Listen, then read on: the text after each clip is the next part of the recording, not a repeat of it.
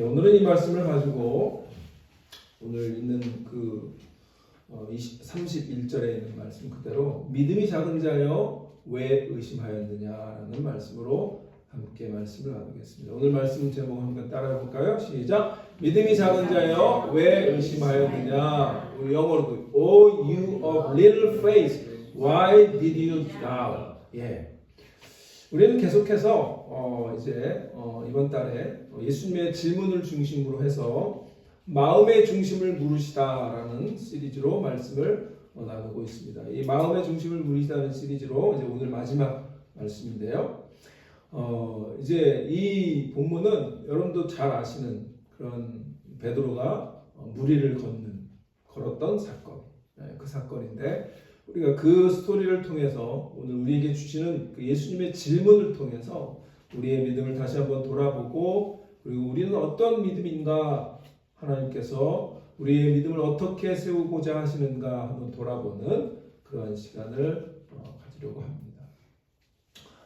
오늘은 이 본문은 정말 성경에서 가장 드라마틱한 그런 장면 중에 하나입니다. 물론 이제 복음서에 보면 예수님의 놀라운 사건들이 다 드라마틱하죠.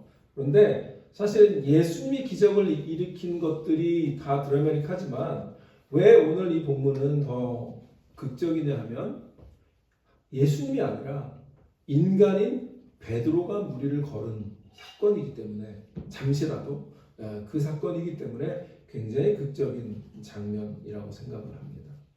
오늘 이제 읽었던 본문에 보면 25절에 밤사경에라고 됩니다. 밤사경. 밤사경은 몇 시일까요? 밤사경은 그 당시에 이제 로마의 그 제국하에 있었기 때문에 로마 시계의 그 시간 계산법에 따르면 이 하루를 네 수로 나눴습니다. 사경. 그러니까 마지막 이제 새벽이 막 시작되는 그 마지막 시간대입니다. 그러니까 지금 오늘 우리 시간으로 말하면 새벽 3시부터 새벽 6시 그 정도를 밤사경으로 봅니다. 그러면 우리가 잘 알듯이 가장 어두운, 가장 해가 뜨기 전에 가장 어두운 그런 시간대가 밤사경입니다. 그래서 칠흑 같은 이 어둠이 내린 그런 갈릴리 바다에 우리가 보고 있는 본문은 뭐냐면 제자들이 이 배 폭풍으로 인해서 굉장히 고생하고 있는 장면입니다. 이때는 예수님께서 이 오늘 본문의 배경은요. 예수님께서 놀라운 그 기적, 우리가 잘 아는 오병이어의 기적. 그 기적을 행하신 다음에 갈릴리 호수 갈릴리 바다 건너편 게네사렛 동네 건너편으로 가시는 그런 장면인데 먼저 제자들을 배로 보내셨어요. 그리고 예수님께서는 산에 올라가셔서 기도하시다가 추후에 오신 거죠. 그런데 제자들이 먼저 이 갈릴리 바다를 건너는 중입니다. 그런데 때마침 이 밤에 굉장한 폭풍우가 일었고 그리고 그 폭풍우 때문에 배가 다 이제 침몰할 직전에 놓여 있는 그 상황 속에 정말 이 어떻게든 살아남으려고 사투를 벌이고 있는 그런 장면. 한번 생각을 해보세요. 그 바닷가에서 어떻게 보면 호숫가에서 잔뼈가 굵은 수많은 그 제자들 베드로와 요한 이 제자들이었는데 그 폭풍을 견딜 수가 없고 어떻게든지 살아남으려고 하는 그런 절대절명의 순간입니다. 그래서 마음도 지쳤고 몸도 지쳤고 어떻게 하면 정말 이 죽음의 바다 속에서 살아날 수 있을까라고 하는 그러한 장면, 사투를 벌이고 있는 그 장면입니다. 그런데 그때에 멀리서 뭔가가 다가오고 있는 거예요. 누가 다가옵니까? 누군지 모르겠는데 사람 같은 것이 다가오고 있는 거예요. 그래서 이 바닷속 한가운데에 사람이든 무엇이든 이 누군가가 다가오니까 제자들은 놀라서 뭐라고 얘기합니까? 유령이다. It's a ghost. 그렇게 얘기하죠. 만약에 사람이 걸어오는 거라면 이성적으로는 도저히 받아들일 수 없는 놀라운 사건이죠. 그러니까 이건 유령일 거야. 유령이다 하고. 그런데 그 유령이다 두려움의 그 소리 앞에 너무나 익숙한 목소리가 들리는데 예수님의 목소리죠. 나니 두려워하라. 안심하라. 그렇게 말씀하신 예수님의 음성을 들은 거예요. 이 바다는요. 구약 성경에서 바다는 뭐를 상징하냐면 혼돈과 죽음의 상징이에요. 그러니까 구약에서 유대인들에게 있어서 이 바다는 물은 그러니까 이 물은 혼돈이고 죽음의 세계를 상징해요. 그래서 창세기에도 보면 뭐예요? 물에서 하나님께서 수면에 하나님의 신이 운행하면서 이 빛을 창조하시잖아요.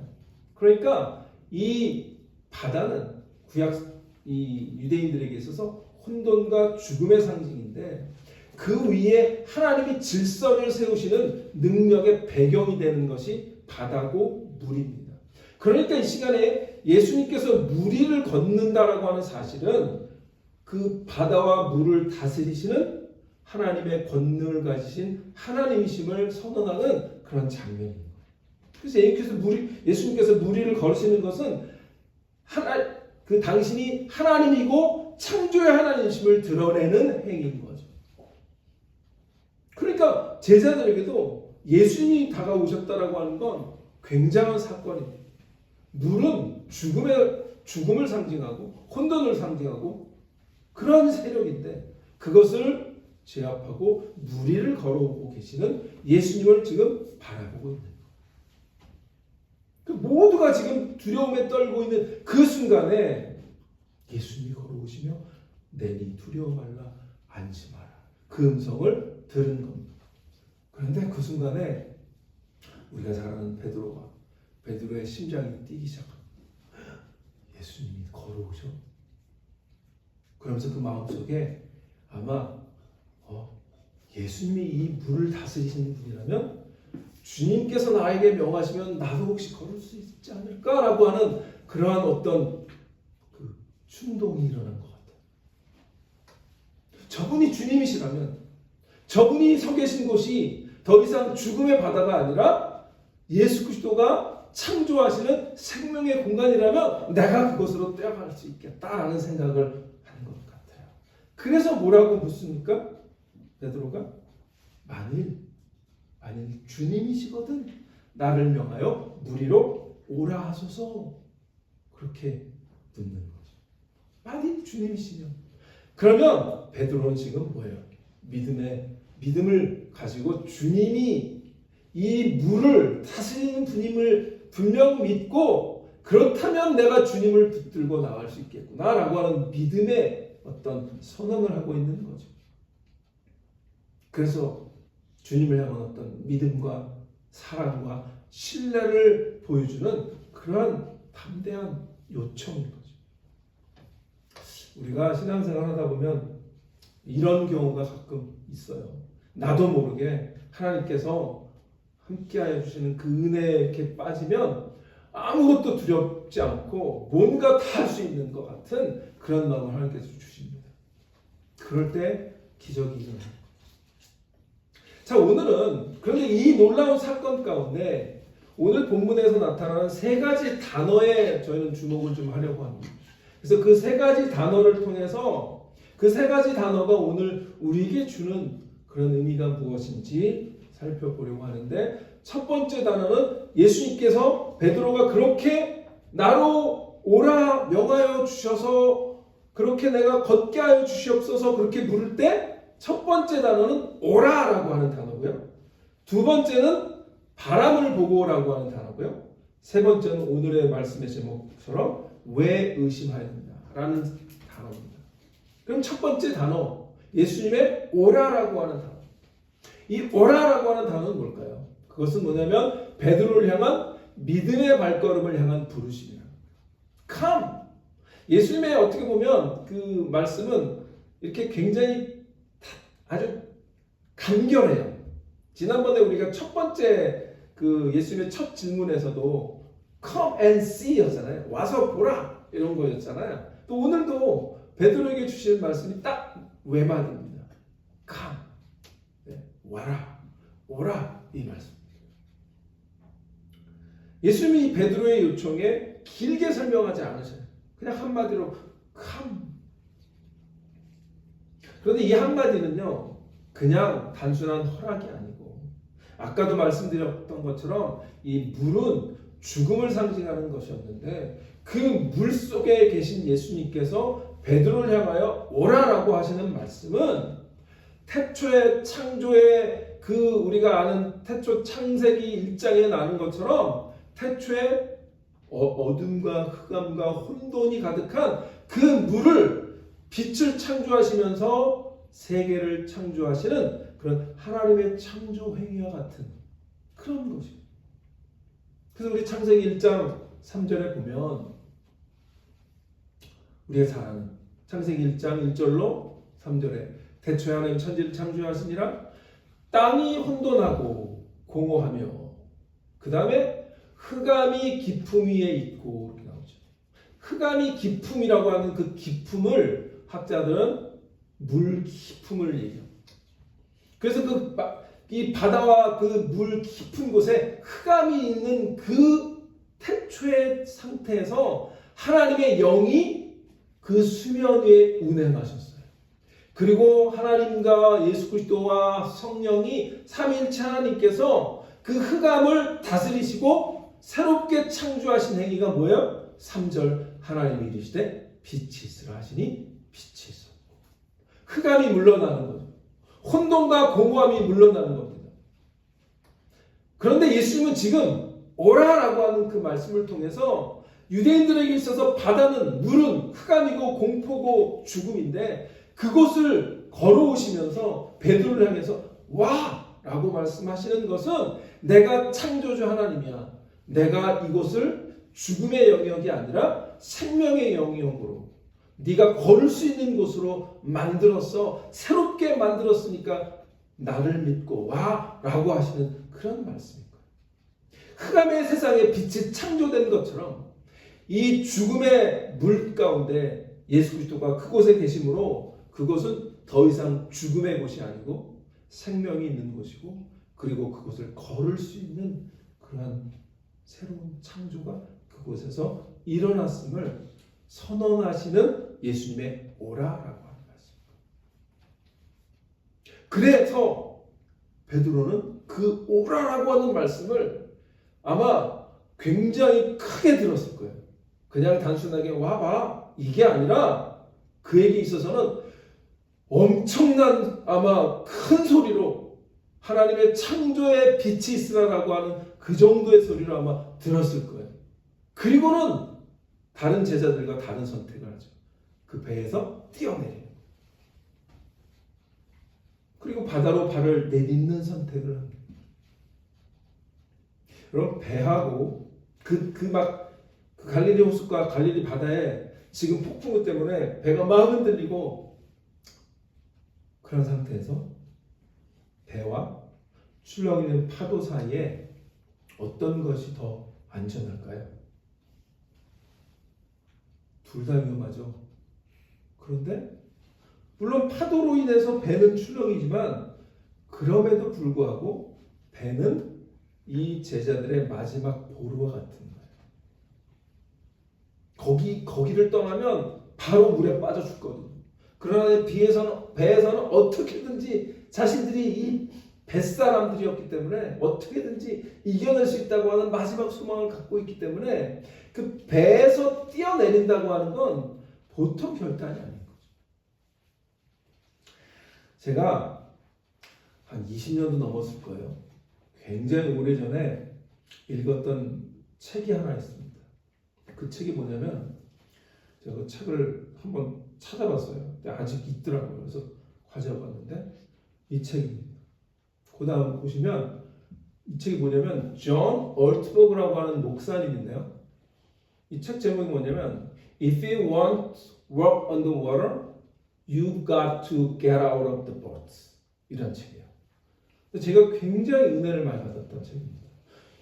이 목사님이 오늘 본문을 가지고 어떻게 이 본문을 가지고 챕터 10, 그러니까 10장에 걸쳐서 책을 하나 만들까?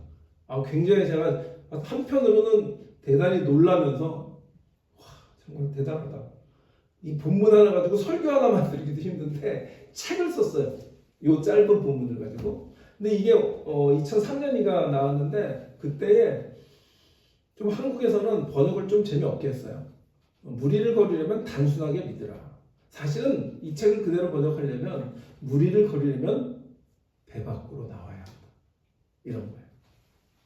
근데 어쨌든 굉장히 좋은 책이었는데 여기서 이 목사님이 배를 뭐라고 얘기하냐면 배는 바로 하나님을 제외한, 그러니까 하나님을 제외한 우리의 편안한 지대, 안전지대다라고 얘기해요. 영어로 말하면 comfort zone, 안전지대, comfort zone이라고 얘기해요. 그러니까 우리는 믿음의 도약을 하고자 하면 우리의 신앙생활의 안락함과 편안함과 안전을 담보해주는 그곳에서 get out of, 벗어나야 한다. 그래야 하나님의 능력을 경험할 수 있다는 거예요. 지금 오늘 본문이 그런 걸 얘기하는 거예요. 베드로가 만약에 다른 제자들처럼 그냥 두려워서 예수 오실 때까지 기다렸다면 물론 예수님이 배에 오르시면 그 파도가 잔잔해졌을 거예요. 그런데 베드로는 기가 막힌 결정을 했어요. 담대하게 배를 get out of the boat, 배를 떠나서 바다로 뛰어들었어요. 베드로만이 무리를 걷는, 뭐 굉장히 길게 걷지 못했지만 베드로만이 무리를 걷는 기적을, 놀라운 기적을 경험했던 유일한 사람이에요. 왜 그랬을까요? 그는 배를 떠났어요. 무리로 걸을 수 있는 그런 믿음을 가져서가 아니라 그냥 주님이 거기 계시는 걸 그냥 바라보고 그냥 갔던 거예요. 베드로는 오라! 라고 하는 예수님의 말씀 그 하나를 붙들었어요. 그리고 배에서 발을 내딛었어요. 출렁이는 물결 그 발 아래서 정말 여러분 옛날에 뭐였죠? 무슨 영화였나요? 갑자기 기억이 안 나네. 스타워즈였나요? 하여튼 거기에 보면 아무것도 안 보이는 그 절벽 같은데 믿음을 갖고 걸어야 돼요. 근데 걸으면 그 돌에 그 다리가 브릿지가 조금 이렇게 생겨나는 그런 영화가 있었어요. 그죠? 스타워즈였던 것 같기도 하고. 예, 그런 거예요? 예.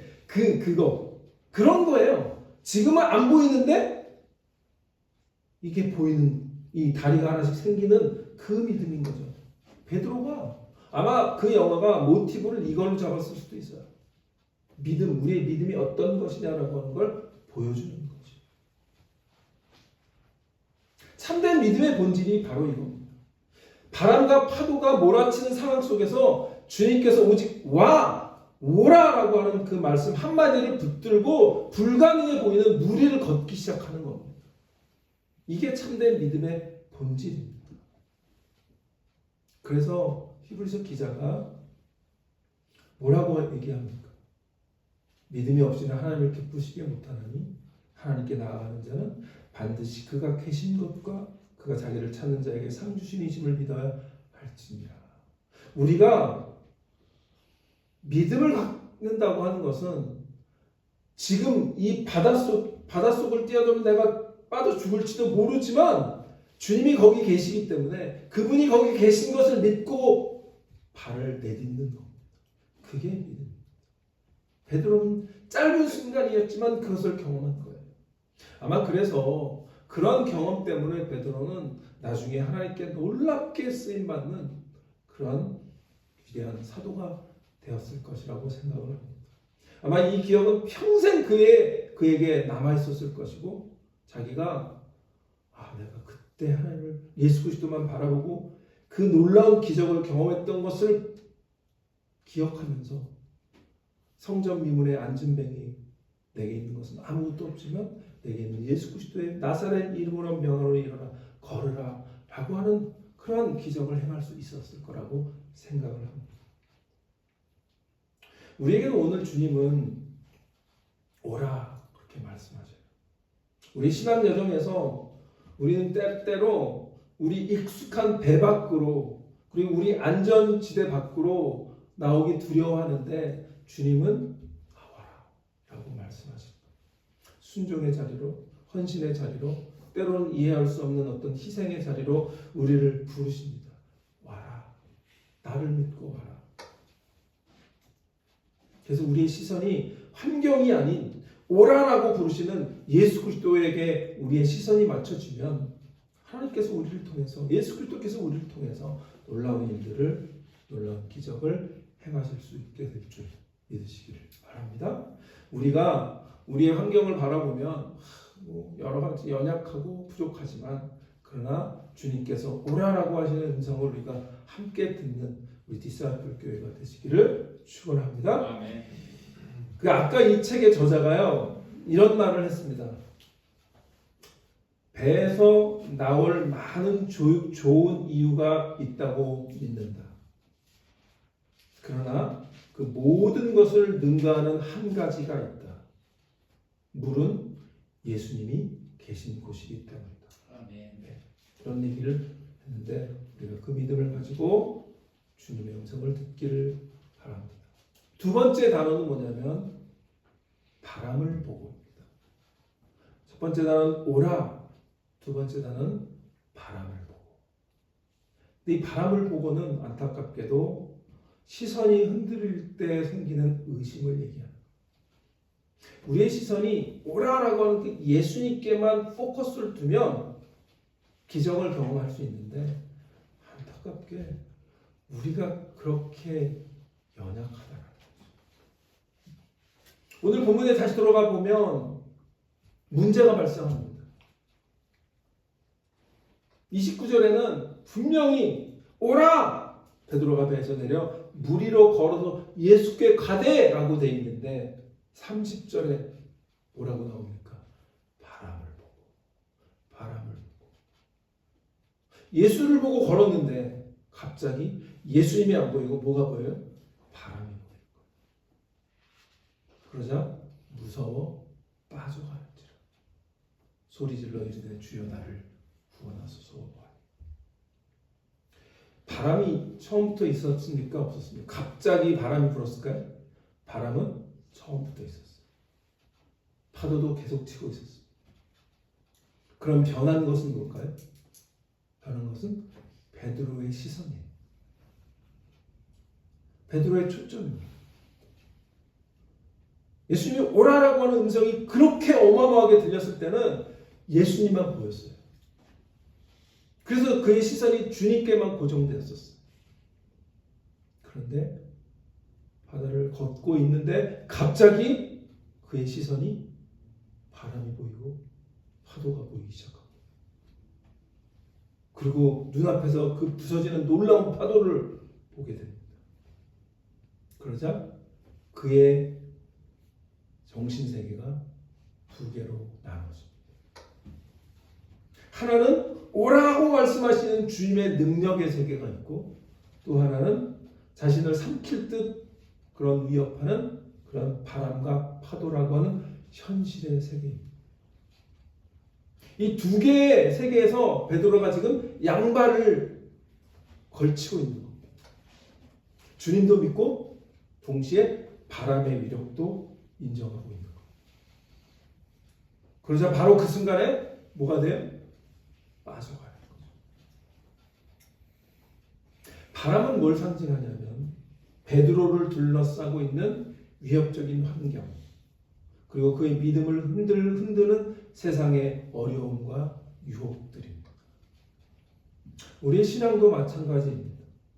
주님을 바라볼 때는 주님만 바라볼 때는 평안하고 담대합니다. 그래서 뭐든지 할 수 있을 것 같습니다. 그런데 우리의 시선이 우리의 삶의 문제, 우리의 삶의 어려움, 내 환경, 바람과 파도의 시선이 옮겨가는 순간 우리는 의심과 두려움에 잠식당하는 거예요. 우리도 매일매일 예수님의 오라는 믿음의 세계와 바람이라는 의심의 세계 사이에서 흔들리고 있어요. 예수님이 그래서 정확하게 오늘 뭐라고 얘기하시냐면 그 다음에 31절에 뭐라고 얘기하십니까? 믿음이 작은 자여 왜 의심하였느냐. 근데 여기서 예수님이 의심이라고 하는 말, 오늘 바람을 보며라고 하는 건 시선이 흔들릴 때 생기는 의심이라고 했는데 그 의심을 예수님이 정확하게 지적하세요. 그래서 의심하였느냐라고 물으십니다. 근데 여기서 의심이라고 하는 헬라어 원래 단어가요 아주 재밌습니다. 디스타조라고 하는 말이에요. 디스타조. 근데 이 디스타조라고 하는 말의 원뜻이 뭐냐면 두 마음을 품다라는 뜻이에요. 두 길 위에서 망설인다라는 뜻이에요. 의심 자체가 뭐예요? 두 마음을 품는 거예요. 두 갈래길에서 이 길로 갈까 저 길로 갈까 망설이고 있는 그 상태를 디스타조, 의심이라고 얘기해요. 그런데요, 이 의심은요 완전히 예수님을 불신하는 불신이 아니에요. 이 의심 뭐냐면 믿음과 두려움 사이에서 마음이 나뉘어갖고 흔들리는 상태, 그걸 의심이라고 얘기해요. 구약에 보면 위대한 선지자가 누구였냐면 엘리야죠. 왜냐하면 그는 갈멜산에서 바알과 아세라의 그 선지자들을 다 대결해서 승리했던 위대한 선지자였잖아요. 그런데 엘리야가 뭐라고 그 이스라엘 백성들에게 머뭇거리고 있는 그때에 뭐라고 얘기하냐면 열왕기상 18장 21절에 이렇게 얘기합니다. 엘리야가 모든 백성에 가까이 나와 이르되 너희가 어느 때까지 둘 사이에서 머뭇하려느냐. 이거예요. 두 가지 마음을 품고 머뭇하는 거예요. 여호와가 만일 하나님이시면 그를 따르고 바알이 만일 하나님이면 그를 따를지니라 하니 백성이 말 한마디도 대답하지 아니하는지라. 그러니까 그 갈멜산에서의 대결을 보는 이스라엘 백성들도 긴가민가한 거예요. 이 3년 동안 비가 안 왔는데, 그리고 이곳에 지금 그래도 물이 바짝 마른 상태에서 이 불을 내려서 이 나무를 장작을 태운다고? 물론 거기다가 또 엘리야가 물을 막 부어놨어요. 그러니까 백성들도 의심하는 거죠. 머뭇하는 거예요. 과연 이 바알과 아세라와 싸워서 이길 수 있을까? 그러자 엘리야가 도전하는 거죠. 너희가 어느 때까지 둘 사이에서 머뭇하려느냐? 오늘 주님은 우리에게 그렇게 물으시는 거예요. 너희가 어느 때까지 둘 사이에서, 어느 사이에서 예수님의 오라라고 하는 믿음의 그 자리와 이 세상의 바다 그리고 바람, 우리를 흔드는 환경, 이런 것들 사이에서 계속 머뭇거릴 거냐라고 묻고 계시는 거예요. 그래서 예수님은 어찌하여 의심하였느냐 묻고 계십니다. 이 의심이라고 하는 말을 야고보도 정확하게 사용합니다. 야고보서 1장 6절 8절에 보면 이렇게 얘기합니다. 오직 믿음으로 구하고 조금도 의심하지 말라. 의심하는 자는 마치 바람이 밀려 요동하는 바닷물결 같아요. 아마 야고보도 이 베드로의 사건을 기억하고 있었을 거예요. 그래서 예수님이 말씀하셨던 그것을 이 바람에 밀려 요동하는 바닷물결로 비유하고 있잖아요. 그런데 이런 사람은 무엇이든지 주께 얻기를 생각하지 말라. 두 마음을 품어 모든 일에 정함이 없는 자다. 이게 의심의 본질입니다. 우리의 마음이 주님과 환경 사이에서 이렇게 나눠질 때에 우리는 영적으로 불안정해지고 그리고 물속으로 빠져들 수밖에 없습니다. 오늘 야고보의 말처럼 베드로의 마음이 두 개로 나뉘는 순간 정함이 없는 자로 물결, 그 요동치는 물결에 빠져들어가였던 것. 우리의 시선이 어디 있는가? 그 말씀을 통해서 우리의 시선이 예수 그리스도의 오라라고 하는 음성을 듣고 있는 그 시선인가? 아니면 우리를 흔드는 바람을 바라보고 있는가? 우리를 돌아봐야 할 줄 믿습니다. 마지막으로 세 번째 단어는 이겁니다. 왜 의심하였느냐? 근데 이 왜 의심하였느냐라고 하는 말은 예수님께서 정죄하시고 혼내시고 그런 말씀이 아니라 베드로의 믿음을 회복시키시는 사랑의 질문이라는 거예요. 물에 빠져가면서 베드로가 어떻게 합니까? 주여 나를 구원하소서. 그러자 오늘 본문에 보니까 뭐라고 나옵니까? 31절에 즉시 immediately, 영어로 말하면 immediately, 한치도 머물거리지 않고, 아까 우리 엘리야는 뭐라 그랬어요? 어찌하여 머뭇거리느냐? 우리는 그렇게 머뭇거리는 존재인데 우리 주님은 우리가 넘어질 때, 우리가 빠져들 때, 우리가 쓰러질 때 머뭇거리지 않으시고 즉시 손을 내밀어 우리를 붙잡는 분이신 걸 분명히 믿으시기를 바랍니다. 베드로는 지금 절체절명의 죽음의 바로 앞에 그 바다가 상징하는 그 죽음과 흑암, 그것에 완전히 삼켜 죽음 앞에 있는데, 그러니까 뭐라 그래요? 주여 나를 구원하소서. 그래서 예수님이 손을 내밀어 즉시 그를 붙잡아 주십니다. 근데 예수님이 그 앞에 뭐라고 얘기하냐면 믿음이 작은 자요, 그렇게 말하셨죠. 그래서 우리는 이 본문을 보면서 우리의 믿음이 크기가 작고 크고 이런 얘기를 많이 하기도 했고 그렇게 생각도 합니다. 그런데 저는 오늘 이 본문을 통해서 그럼 베드로의 믿음이 작아졌을까? 믿음의 어떤 작고 큼보다 오히려 예수님은 이 말씀을 통해서 너의 시선이 문제야 라고 얘기하시는 거죠.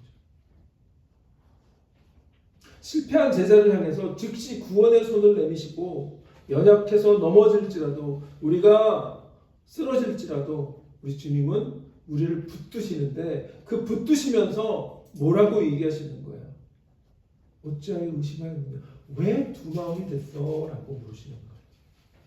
마음을 하나로 나에게만 너의 시선이 향해야지 왜 두 마음이 됐어? 라고 물으시는 사랑의 질문인 것입니다. 그런데 주님은 우리가 이렇게 신앙생활하다 보면 이 베드로랑 똑같아요. 어떨 때는 믿음에 막 모든 걸 다 할 수 있을 것 같다가 환경이 어려움이 닥치거나 무슨 문제가 발생하면 바로 꼬꾸라지기도 하고 하는 그런 게 우리의 신앙생활과 베드로가 그대로 닮았습니다. 그런데 하나님은, 예수 그리스도는 우리를 붙드신다는 거고요. 하나님은 우리를 결코 잊지 않으신다는 거예요. 그래서 이사야 41장에 하나님이 놀라운 약속을 얘기하시죠. 두려워하지 말라, 내가 너와 함께하리라. 놀라지 말라, 나는 내 하나님이 됩니다. 내가 너를 굳세게 하리라. 참으로 너를 도와주리라. 참으로 나의 의로운 오른손으로 너를 붙들리라. 아멘. 주님이 이렇게 우리를 붙드신다는 거예요. 베드로를 주님께서 즉시 손을 내밀어 붙잡아 주신 것처럼 우리가 신앙생활하면서 넘어질 때도 있고 쓰러질 때도 있지만 그때 주님께서 우리가 시선이 다른 데로 향할지라도 주님은 우리를 향한 시선을 한 번도 다른 곳으로 하신 적이 없다는 거예요. 그리고 그때마다 우리를 붙들어 주시는 놀라운 은혜 하나님이신 것을, 놀라운 주님이신 것을 기억하시기를 바랍니다. 그리고 그를 붙드신 후에 뭐라고 물으십니까? 믿음이 작은 자여 어찌하여 의심하였느냐? 그러니까 이 질문은요, 베드로의 믿음의 양이 부족하거나 그래서 정지하거나 꾸짖는 질문이 아니라 네가 붙들어야 할 것이 바람이 아니라 나였는데 왜 나에 대한 믿음을 잊어버렸니? 안타까움과 사랑이 담긴 질문입니다. 그래서 베드로가 자신의 연약함을 깨닫고 오직 주님만이 자신의 유일한 소망임을 다시 한번 깨닫게 하려는 그러한 믿음을 회복시키시려는 사랑의 질문인 줄 기억하시기를 바랍니다. 주님이 이렇게 말하시는 거예요. 베드로야, 왜 두 마음을 품었느냐? 왜 너를 걷게 하는 나와 너를 빠지게 하는 바람을 동시에 붙잡으려고 하느냐? 우리는 그렇게 해서 양다리가 어떻게 됩니까? 양다리 걸치면 결국 가랑이가 찢어지는 거예요. 근데 그럴 때가 너무 많은 거죠. 예수님도 제가 늘 얘기하지만 구약에 하나님의 백성들이 하나님께 그 심판을 받았던 이유는 그들이 하나님을 믿지 않아서가 아니라고요. 하나님도 믿었어요. 제사도 열심히 드렸어요. 그런데 동시에 그 가나안의 우상을 함께 믿었기 때문에 하나님 그것을 정말 싫어하셨던 거예요.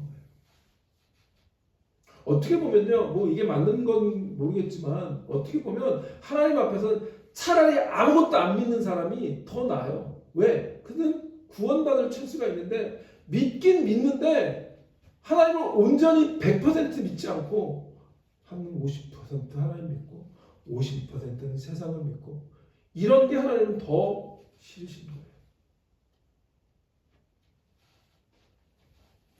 오늘 이 믿음이 작은 자야 어찌 의심하느냐 의심하였느냐라고 하시는 말씀을 우리를 향한 주님의 믿음을 회복시키려고 하는 사랑의 질문으로 우리가 기억하셔서 오늘 우리도 주님께서 그 물으심을 물으실 때에 나의 시선이 온전히 100% 하나님께 100% 예수 그리스도에게만 향하기로 작정하는 그러한 결단이 있는 시간이 되시기를 축원합니다. 아멘.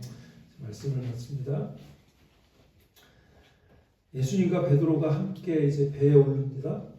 그리고 그 배에 오르자마자 어떻게 합니까? 거짓말처럼 바람이 그쳤습니다. 그리고 그 배에 있던 모든 제자들은 엎드려 경배하며 고백합니다. 뭐라고 고백합니까? 진실로 하나님의 아들이로소이다.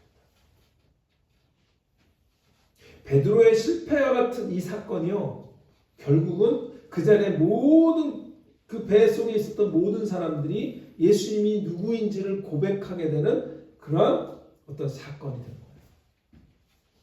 감사한 건 뭐냐면 우리가 넘어지더라도 우리가 실패하더라도 그 가운데 다시 한번 믿음이 회복되면 그것이 간증거리가 되고 우리 하나님의 살아계심을 고백하고 주님의 살아계심을 드러내는 그런 놀라운 역전이 되는 그런 사건이 될 수 있다라고 하는 것이 복음입니다. 우리가 신앙생활하면서 넘어질 수도 있고 흔들릴 수도 있지만 오히려 그것을 통해서 주님이 나를 다시 붙들어 주신 사건이 우리의 삶 가운데 늘 있으시기를 축원합니다. 그래서 그것이 오히려 우리의 감증이 되고 그리고 진정으로 하나님의 아들입니다라고 고백하는 그런 사건들이 됐으면 좋겠습니다. 우리의 삶이 오늘 베드로의 삶과 어떻게 보면 많이 닮았습니다. 주님이 오라 부르시면 믿음을 가지고 열심히 뭔가를 하다가도 또 우리 주위에 바람이 불면 그 바람을 보고 넘어져가고 쓰러져 갑니다. 그러나 그 의심이 생길 때 그래서 쓰러질 때 넘어질 때 주님께서 즉시 오셔서 우리를 붙들어서 인도하시고 구원해 주시는 이 세 가지의 모습이 우리의 신앙의 모습입니다. 그리고 그것이 복음의 모습입니다. 이 말씀을 통해서 정말 주님만을 바라보기로 다시 한번 결단하는 그런 은혜가 있기를 축원합니다. 여러분 잘 아는 찰스 스펄전 목사님이 이런 말씀을 했어요. 그리스도를 바라보라. 그러면 결코 실망하지 않을 것이다. 그러나 내 자신을 바라보면 너는 결코 그리스도를 보지 못할 것이다. 이런 말을 했습니다.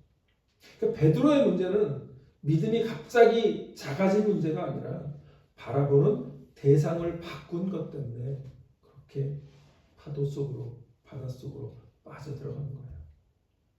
우리가 신앙생활에서 문제의 크기를 묵상하시는 것보다 그 문제보다 크신 주님을 찬양하고 그 주님을 바라보는 그런 은혜가 있기를 축원합니다. 마지막으로 우리 히브리서에 있는 말씀 한 절을 보고 말씀을 마치겠습니다. 히브리서 너무나 잘 아는 히브리서 12장 2절 말씀. 믿음의 주요. 우리 한번 다 같이 따라해 볼까요? 시작. 믿음의 주요 또 온전하게 하시는 이인 예수를 바라보자. 그 앞에 있는 기쁨을 위하여 십자가를 전사 부끄러움을 잊지 아니하시더니 하나님 자 우편에 앉으셨느니라. 아멘. 기도하겠습니다.